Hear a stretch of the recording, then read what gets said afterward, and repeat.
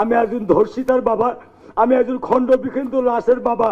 রাস্তায় বের হলে বলে রামেশ্বর বাবা, আমি তো রামেশ্বর বাবা হয়ে থাকতে চাই না, একজন ধর্ষিতার বাবা হয়ে থাকতে চাই। দর্শক, আদালতে ফাঁসির রায়ের পরেও জামিনে মুক্তি পাচ্ছেন রামিসা হত্যা মামলার প্রধান আসামি সোহেল রানার স্ত্রী স্বপ্না আক্তার। কিন্তু কিভাবে, যেখানে আদালত তাদেরকে ফাঁসির রায় দিয়েছে সেখান থেকে কিভাবে জামিন পাচ্ছেন সোহেল রানার স্ত্রী স্বপ্না আক্তার, বিষয়টি অনেকের কাছেই কঠিন মনে হচ্ছে।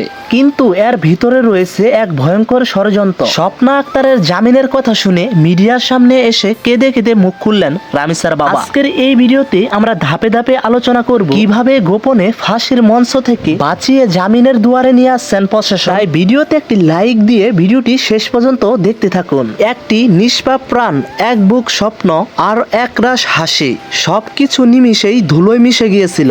শিশু রামিসার সেই ঘটনাটিকে পুরো দেশকে স্তব্ধ করে দিয়েছিল। আমরা ভেবেছিলাম হয়তো সঠিক বিচার হবে, রামিসার এই ঘটনার সাথে যারা জড়িত উপযুক্ত শাস্তি হবে। কিন্তু আজ এই কেমন সংবাদ, ফাঁসির রায় বাতিল, জামিনে মুক্তি পাচ্ছেন প্রধান আসামি সোহেল রানার স্ত্রী স্বপ্না আক্তার। তবে কি বিচারের বাণী নিবুতে কাঁদবে? হ্যাঁ বন্ধুরা, সোহেল রানা ও তার স্ত্রী স্বপ্না আক্তারের বিরুদ্ধে আনা রামিসার এই ঘটনার অভিযোগে নিম্ন আদালত কঠোর সাজা দিয়েছিলেন। আসামিদের সাজাই স্বস্তি পেয়েছিল পুরো দেশ এবং কি রামিসার পরিবার। কিন্তু উচ্চ আদালতে আপিল আর আইনি মারপ্যাচে বদলে গেল দিশা। ফাঁসির রায় বাতিল হয়ে স্বপ্না আক্তারের জামিনের মুক্তির খবর যেন মাথায় আকাশ ভেঙে পড়েছে রামিসার বাবা। শোকাতুর এই বাবা এখন ধারে ধারে ঘুরছেন একটু ন্যায় বিচারের আশায়। কেঁদে কেঁদে রামিসার বাবা বলেন, আমি কার কাছে বিচার চাই? আমার ছোট মেয়ে রামিসা কি দোষ করেছিল?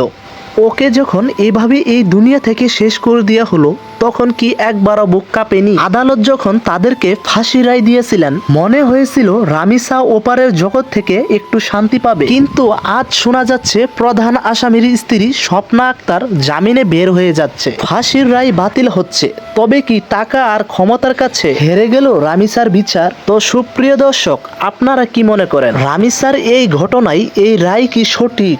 আপনাদের মতামত জানান আমাদের কমেন্ট বক্সে এবং ভিডিওটি শেয়ার করে রামিসার বাবার আর্তনাদ সবার কাছে পৌঁছে দিন। চ্যানেলটিকে সাবস্ক্রাইব করে দিন।